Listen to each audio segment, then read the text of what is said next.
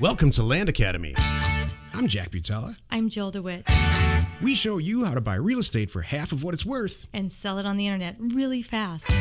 We are Jack and Jill, and this is the Jack and Jill Show 2. With over 15,000 completed transactions, we're the experts at acquiring property. Of all kinds, not just land. For half price and flipping them for way more. All right, let's get this show started. Jack Butala with Jill DeWit. Hey. Welcome to our show today, this Tuesday. In this episode, Jill and I talk about real estate agent side business. This may or may not be the perfect real estate agent side business, or any side business for that matter. Hey, before we get into it, Jill, let's take a question posted by one of our members on the landacademy.com online community. It's free. Okay. Trevor asked, have you ever negotiated with the county on a large group of over-the-counter properties that they own? I know, send a mailer, but I stay up every night looking at these properties that are so cheap, but I want them cheaper. That's so I have a lot funny. to say about this. Go ahead, for Jill. it. No, go dive in. First of all, Trevor's awesome. He's been with us for a while. Trevor, yeah, so you're kind of breaking the rule about the mailers, and thank you for addressing it at the end. You know, you generally want to send mail out so that when you wake up in the morning, you're opening the mail and you're doing deals. You know, you don't want to spend a lot of time looking for deals. You want them to come to you. But if you're a regular listener to the show, you already know that. So have I ever negotiated with the county? Yes. 9.9 times out of 10, it's useless. And it's not because the person on the other end of the line that you're negotiating with doesn't love what you're saying. They do love what you're saying. It's just so hard to get anything done with any government. And so the county's a government. They have to go through all kinds of procedures and stuff. The first thing they do is they go to the Board of Supervisors and they bring it up. And the board usually, most counties have a board. They're unpaid or they're paid a very, very, very little. And they meet once a month and they go through an agenda. And this gets on next month's agenda. And they say, you know, there's this guy that keeps calling. His name's Trevor. He wants to buy everything, but for $1 a property. And so almost always they say no, because the first thing they do is they look up the rules, and there's nothing there that states that, or they look at the state statutes, and the statutes say you must follow this procedure to sell these back tax properties, and that doesn't involve negotiation. So 9.9 times, no, it doesn't work. That being said, there has been time. There was one time that I did this, and it worked really well. And I didn't negotiate the price. I negotiated a release. I said, "Yep, I want every single thing on your tax roll except these 4 properties." This is Northern Arizona. I did this a lot of years ago. But I would like to buy them 15 at a time, 15 per month. And they said, fantastic. We followed all the protocol. You're not adjusting the price. We're closing this thing down. And there was, I think, 150 properties. This is It was Coconino County a lot of years ago. I tried it again after that, and they wouldn't do it. But we completed the deal. Mm-hmm. So I'm not saying don't try, but I really think that your time would be much better spent sending mail out. Exactly. And then the best deals, by the way, the best fantastic deals are tax liens. And we shouldn't even be talking about this today. The list that you're looking at probably, in some states, are tax lien deals where you can buy the lien and then go through the 90-day foreclosure process or whatever it is in that state. Or just call the person and say, which is what we do all the time. We buy the tax lien for $50 and then send a letter to the person that says, you know, we just bought this tax lien, and we don't want to go through this foreclosure.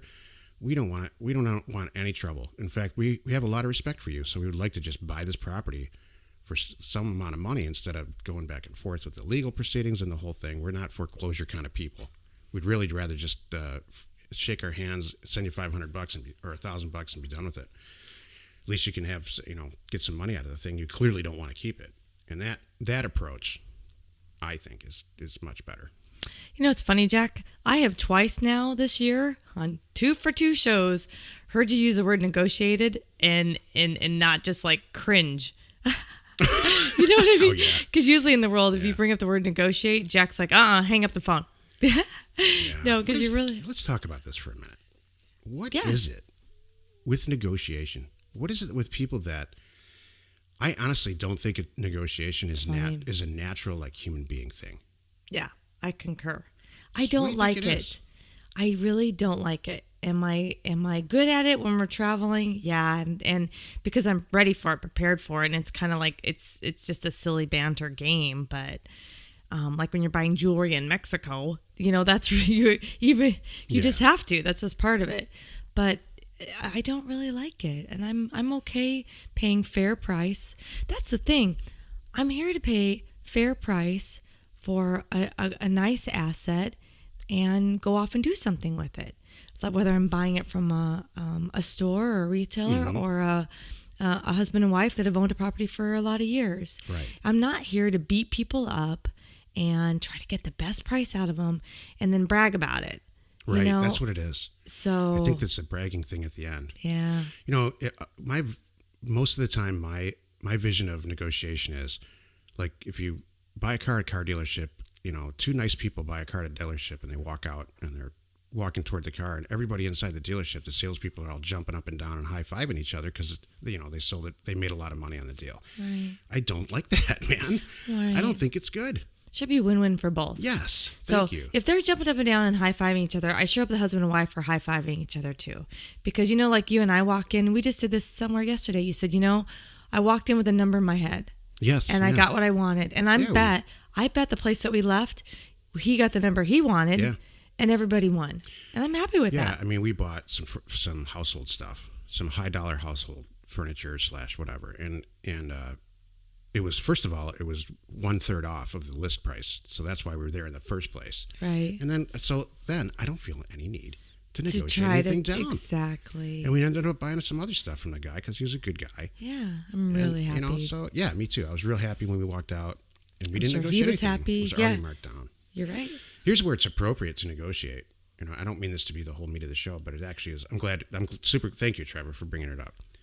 So if you're like a developer and Sam Walton was famous for this. He bought an airplane and got his pilot's license and would fly around and try to see in a rural location the best piece of dirt that he could put a Walmart on, where he would really just innately grab a lot of traffic, a lot of drive-by traffic, daily drive-by traffic.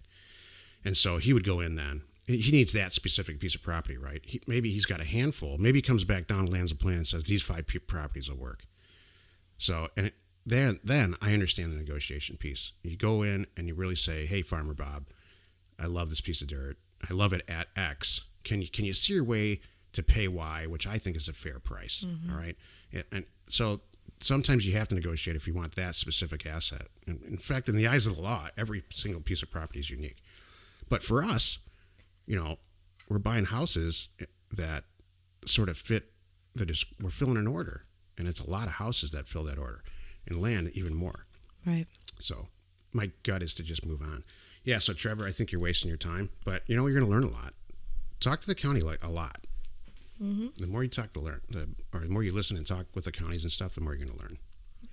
If you have a question or you want to be on the show, reach out to either one of us on landacademy.com. Today's topic, and you may know this from last Thursday, real estate agent side business. So why the heck are we talking about this again, Joe? I got it overwhelming. By leaps and bounds, this is our most popular show topic. And so we got a lot of questions between then and now, and I want to cover them. So why is this, and let's forget about the real estate agent piece of this, why is this just such a great side business, Joe?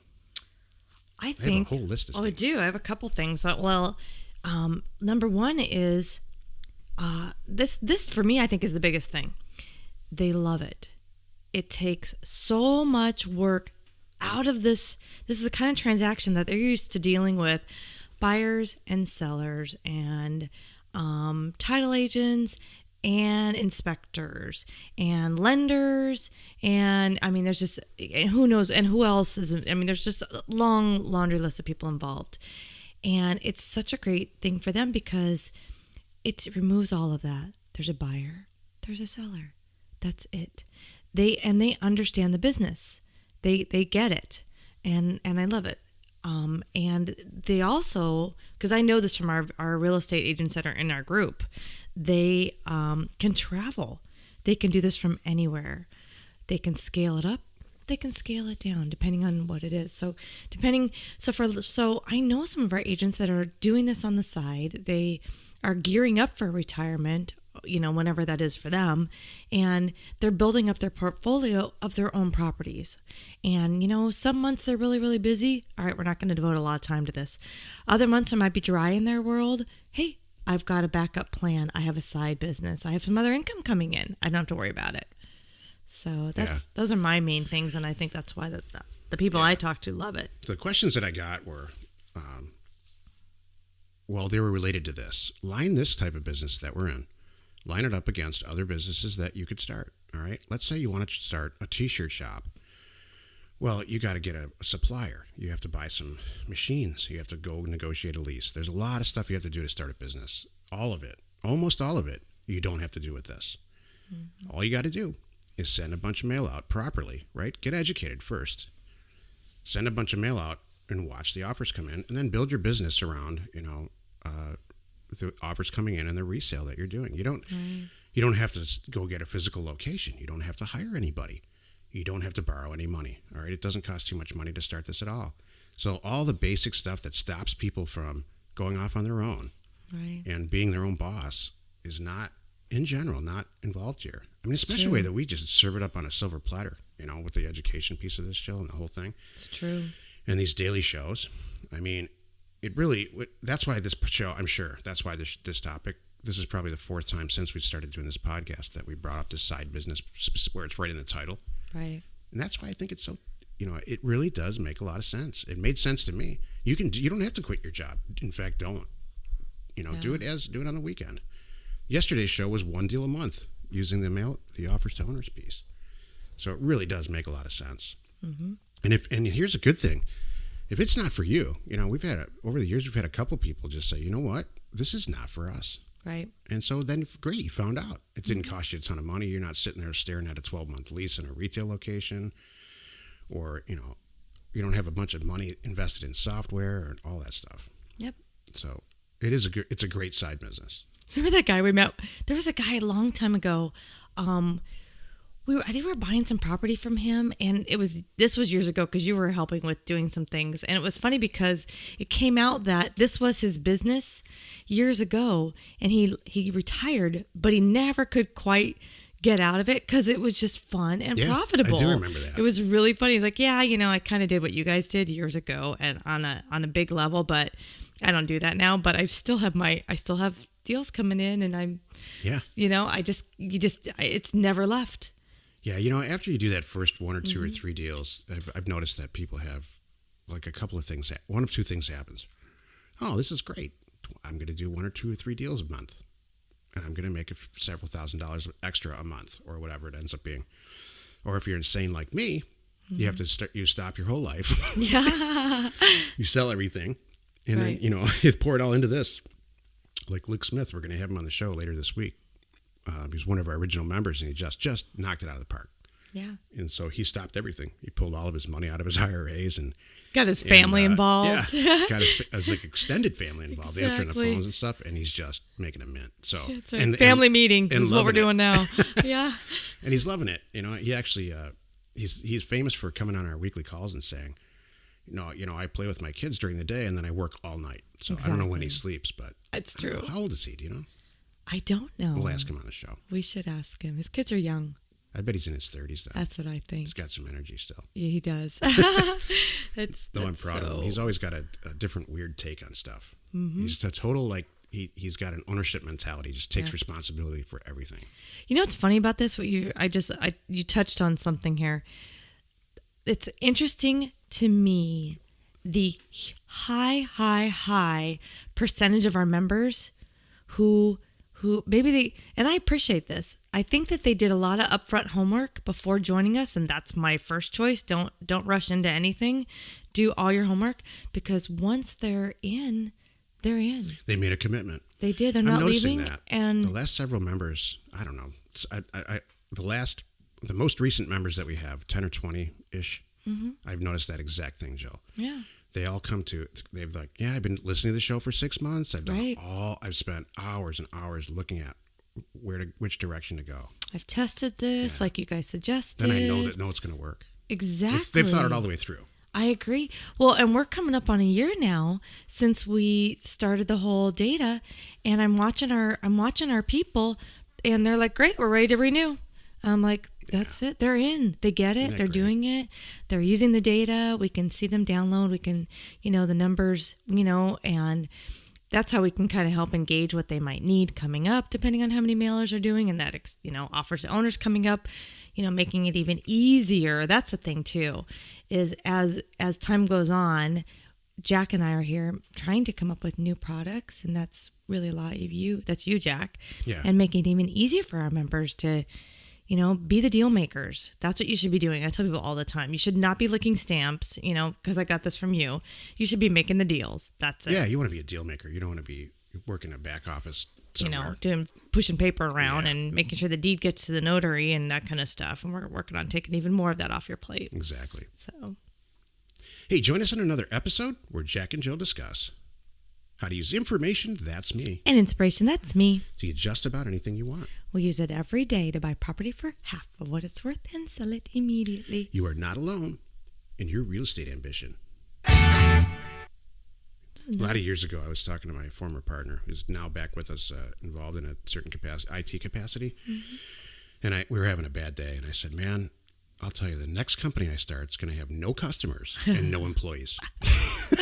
How's that working? It is working great. I mean, we have really happy customers. Yeah. In Land Academy and Land Stay. That's true. And Land Pin now. Uh-huh. Jeez, I keep forgetting about Land Pin. I know Land Stay is Land Pin. Land Stay is our little website. But anyway, it's just we have happy customers and we have very, very few employees in both companies now because we're properly outsourcing stuff, and it's just we're all able to do that because of software and because we're organized. Exactly. Because it's a great side business. Anybody can do it. You trip once in a while, but you get back up and it works. Exactly. I'm having a blast. Are you? Yeah, totally. You are not alone in your real estate ambition. We are Jack and Jill, and this was the Cash Flow from Land Show. We are the experts at acquiring property of all kinds, not just land, for half price, just so we can flip it for way more. And really fast. Thanks for listening. You are not alone in your real estate ambition.